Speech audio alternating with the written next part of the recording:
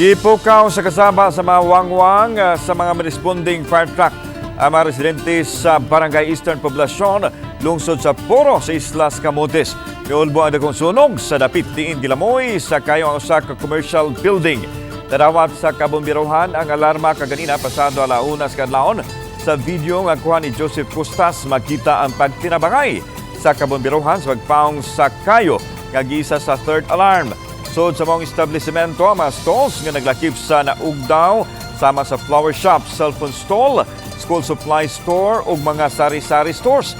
Nasunog usab ang usa ka refilling station, mga duol nga opisina ug usa ka boarding house. Gibanaban ng kapin sa 7 milyones pesos ang gibiling danyo sa mga sunog.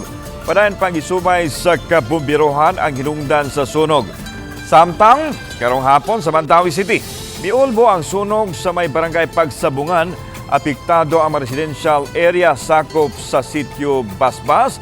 Alas 7 o alauna 57 nadawat ang alarma nga hingpit usab nga na fire out alas 2:32 sa hapon.